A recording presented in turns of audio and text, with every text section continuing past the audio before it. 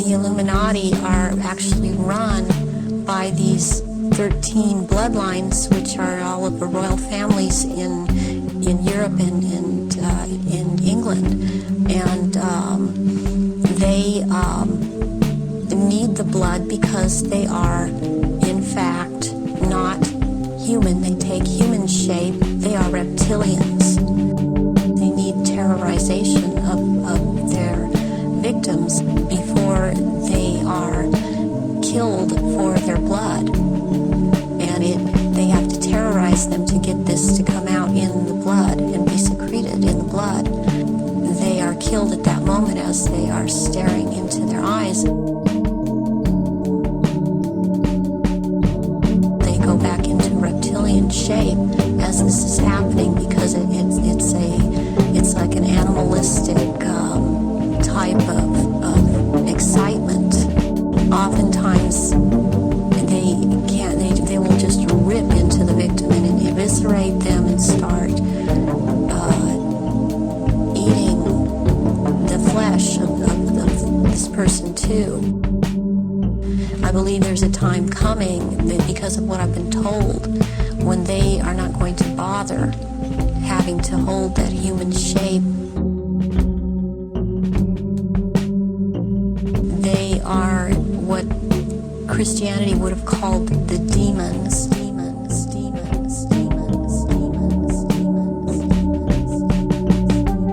They have these children that they're kidnapping and bringing in from other countries, and no one misses them because these are third world countries, and children they have the most energy, the purest energy, they're the highest form of sacrifice.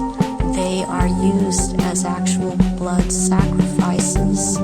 At rituals, I have seen George Bush, I have seen Madeleine Albright, I have seen Henry Kissinger, I have seen Ronald Reagan, and I have also, by the way, seen his wife, Nancy Reagan.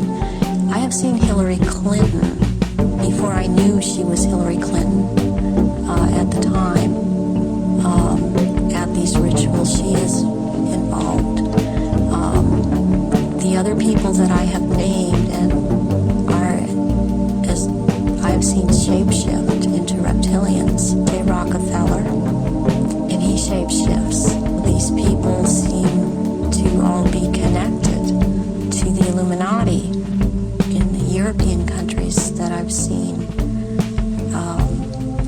shapeshift and be involved.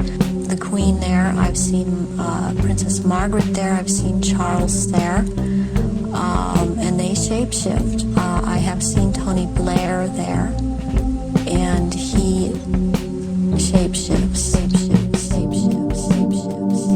They don't wear anything underneath the robes because what is going to happen, what the rituals are all about, they're going to shapeshift, and they can't have anything on under the robes, and there are orgy kind of things that go on at the rituals also. And involving the royal family of Britain. Yes, involving the royal family of Britain and the sacrifice and the eating of, consuming the sacrifice, and they are involved in that. And you've seen them do that? Yes, I have seen them do that.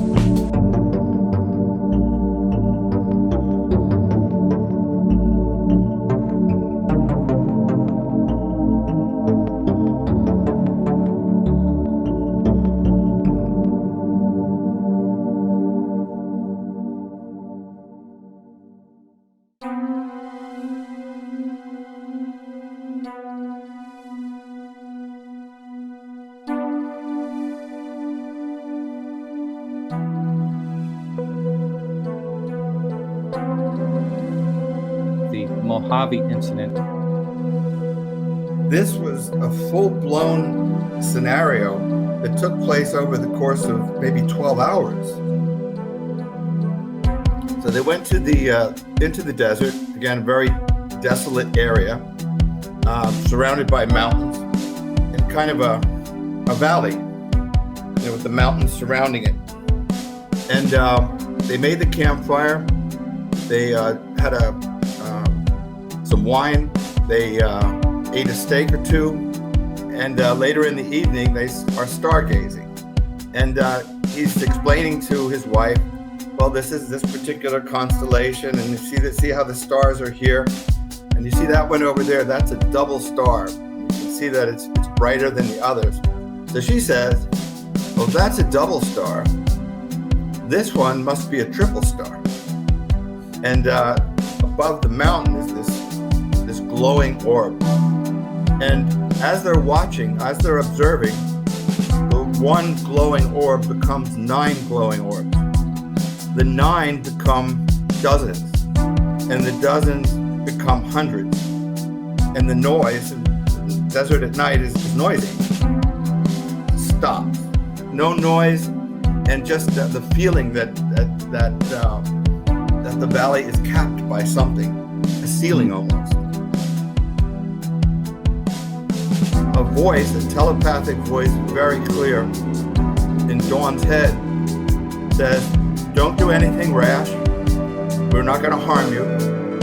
Don't try to fight us or we'll kill you. And the voice says, get in the camper, put the guns down, sit in the camper. They walk to the back of the camper like people that are hypnotized, and they sit Indian style. Soon after, they look out of the camper window and they see the hundreds of orbs dropping to the ground. And as they drop to the ground, there's an onrushing of what they describe as gremlins, red eyes.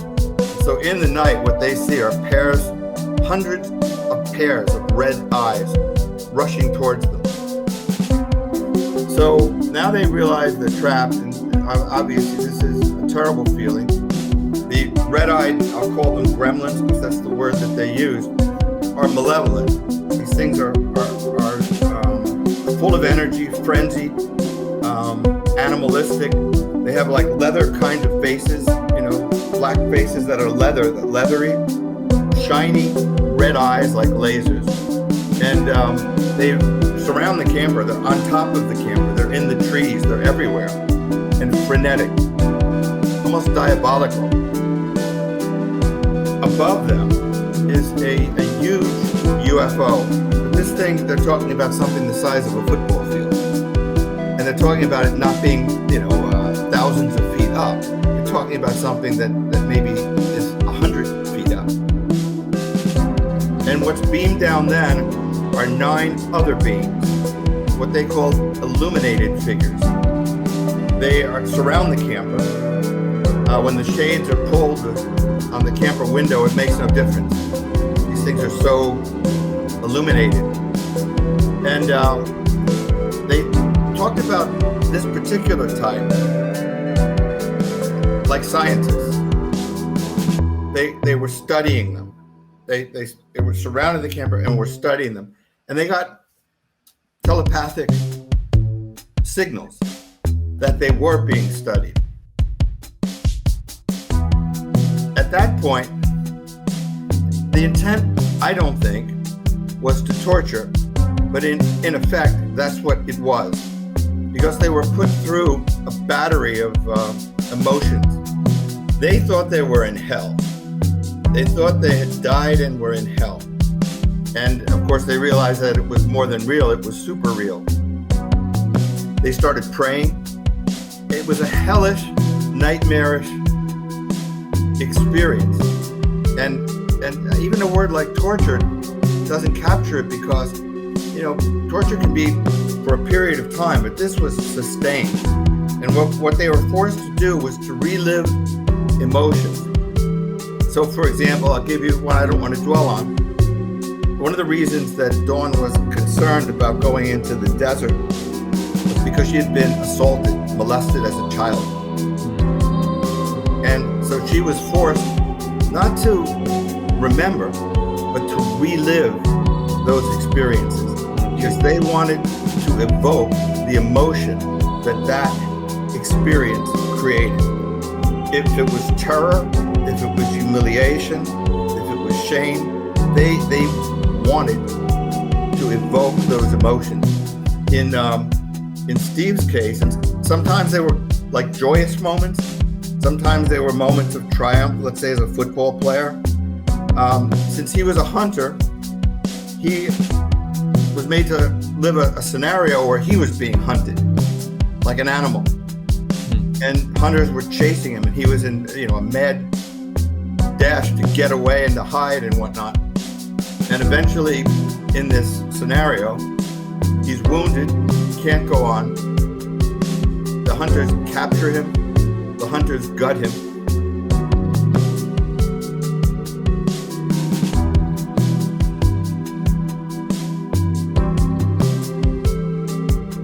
When they felt their chests were about to explode, a kind of mist came into the camper, and it must have been a kind of a tranquilizer to calm them. They realized at some point in time that probably they would have died were it not for this mist. These illuminated beings, like scientists, were experimenting on them. They didn't want them to die.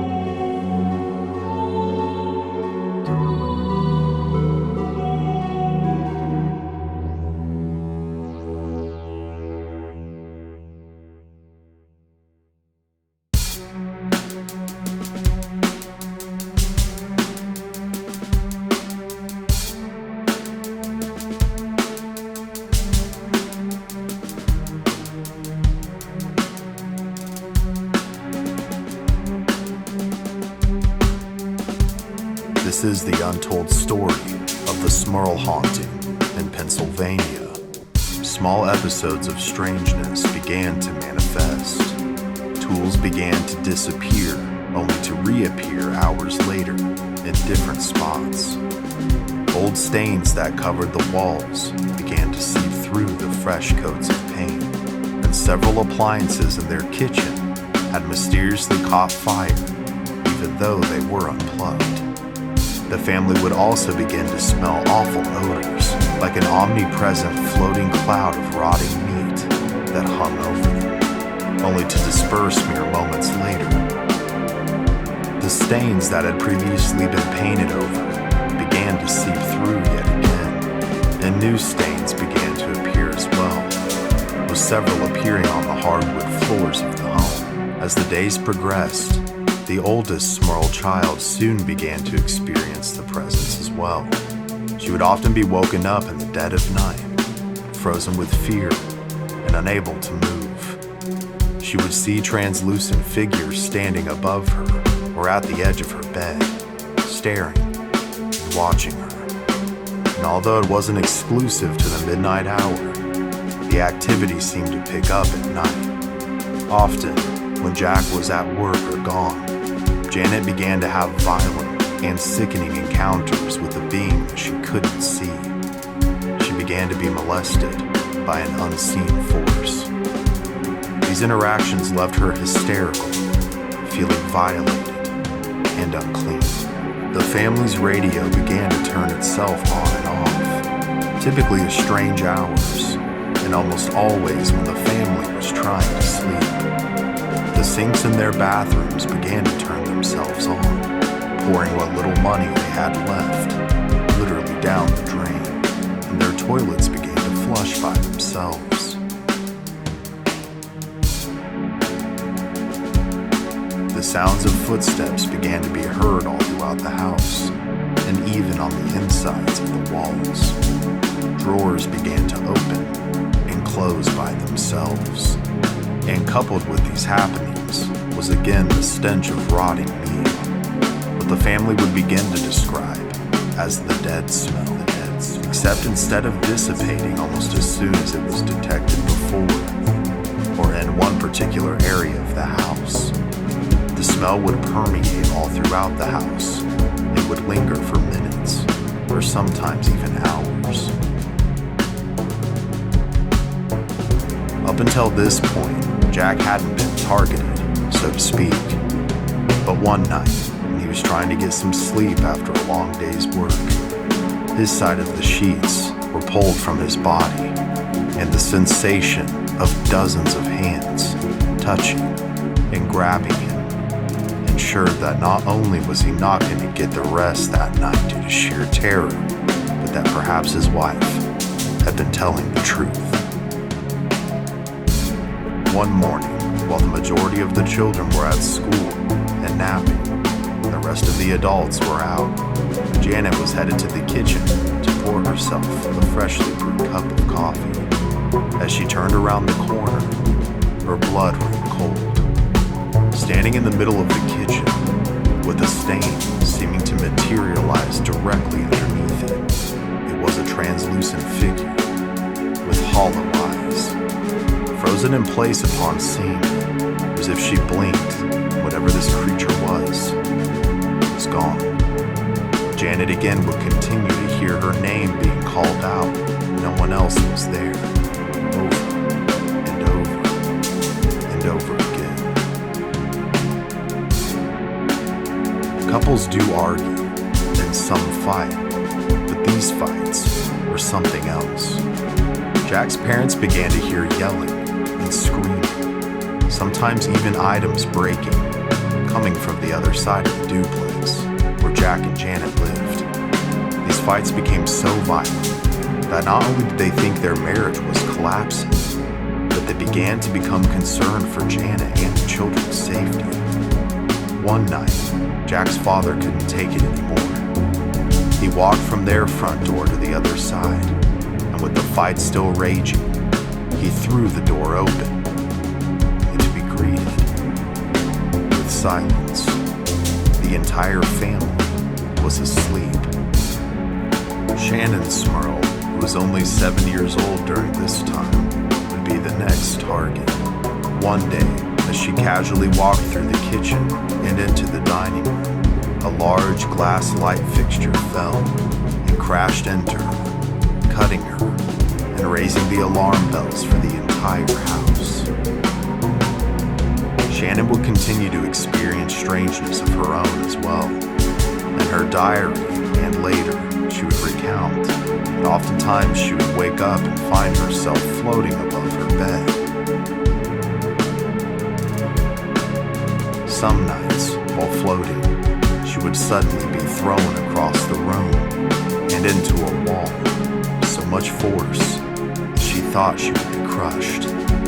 The climax of these attacks on Shannon happened one night when she woke up to find herself floating once again.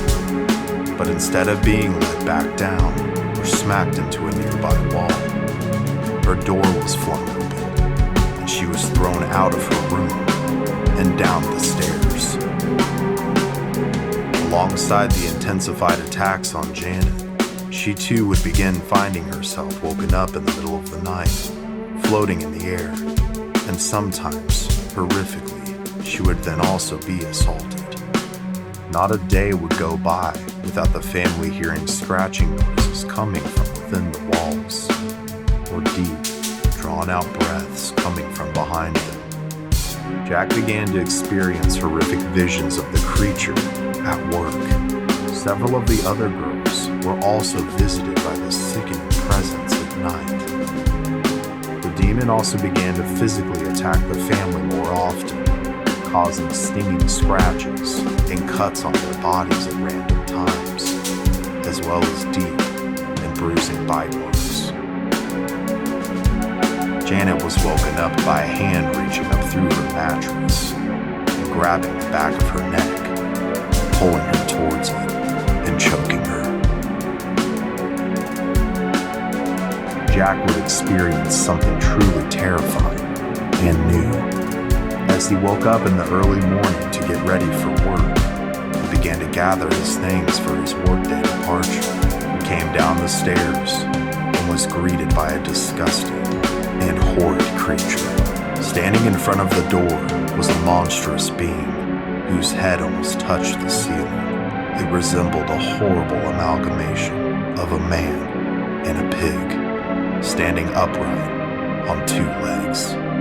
It screeched and rushed towards him, But as he fell backwards onto the stairs, hurting his back, the creature stood over him, face to face, snarling, before it disappeared.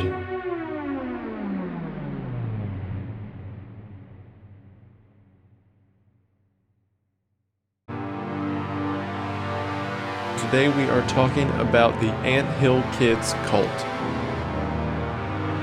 Roque invited people into his commune in the region known as Sainte-Marie, Quebec, in which he told people they could live a life free of sin and worry. Roque decided to call the group the Anthill Kids, as he attributed them all to little children working in an anthill for himself, the queen.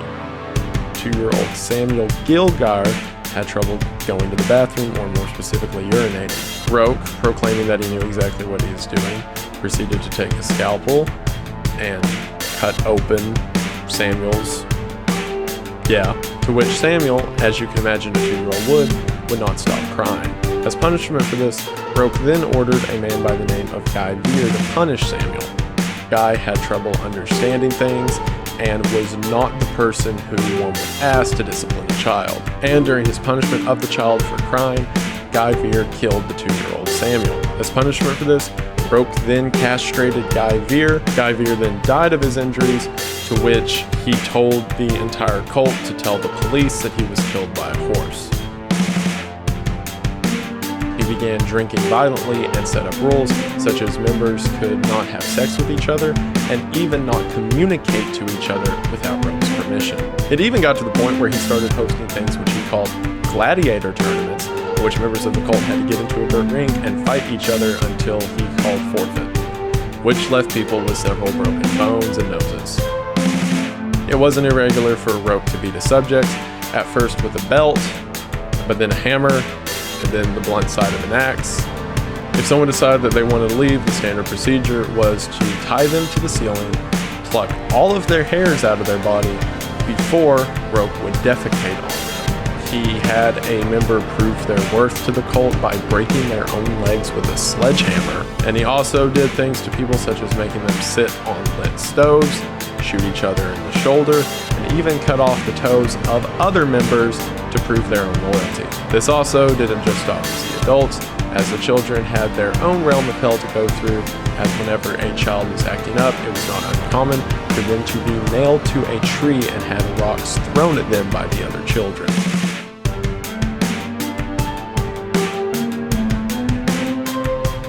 He would get belligerently drunk and then horrifically abuse members of his own people. But to the people living it, this is just a kind and nice man who has his bad moments. And that's normally how cult leaders trick people into continued subjugation.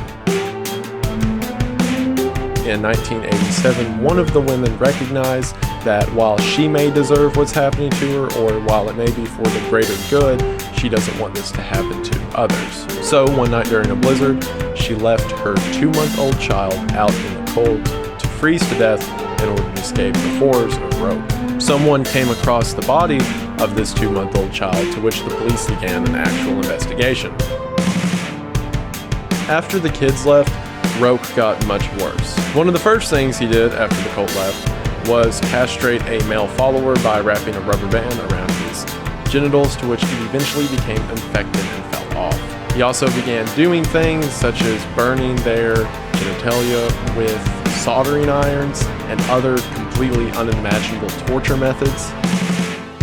Solange earlier that day had complained of a sore stomach, to which Roque said that he could help her, to which he laid her on a kitchen table, took off her shirt, punched her in the stomach, and then put a plastic tube in her lower intestine, to which he then induced an enema using oil and molasses.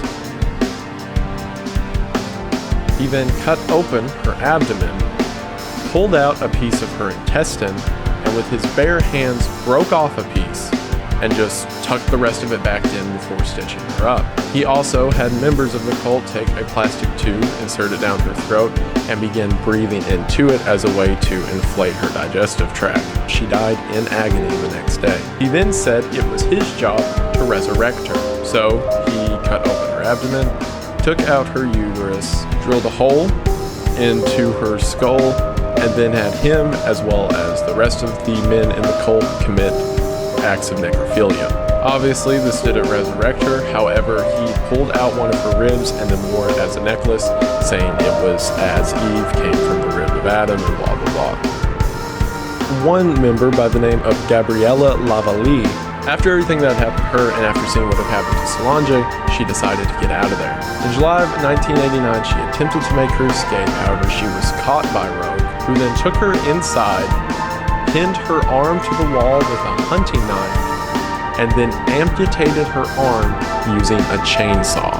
Finally, the nightmare ended on August 16th when Gabriella managed to make an actual escape on her second attempt.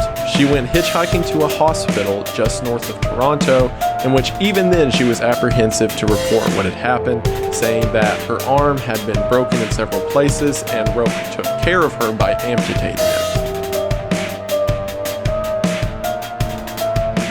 While in jail, he was still able to father 4 more children with women of the cult who came to visit him during conjugal visits. This really shows the effect, or at least long-term trauma, that this abuser had on his victims.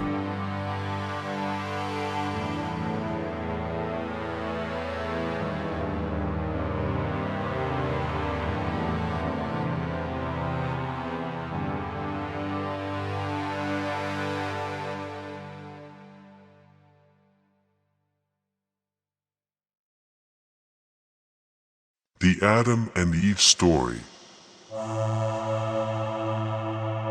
With a rumble so low as to be inaudible, growing, throbbing, then fuming into a thundering roar, the earthquake starts, only it's not like any earthquake in recorded history. In California, the mountains shake like ferns in a breeze. The mighty Pacific rears back and piles up into a mountain of seawater more than 2 miles high, and starts its race eastward.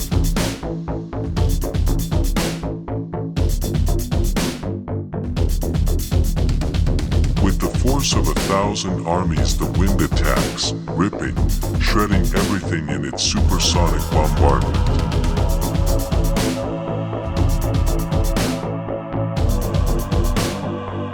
Unbelievable mountain of Pacific seawater follows the wind eastward, burying Los Angeles and San Francisco as if they were but grains of sand.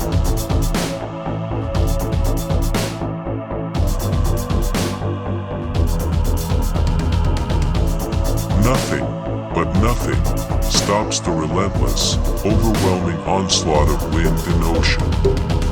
Across the continent, the 1,000-mile-per-hour wind wreaks its hell, its unholy vengeance, everywhere, mercilessly, unceasingly.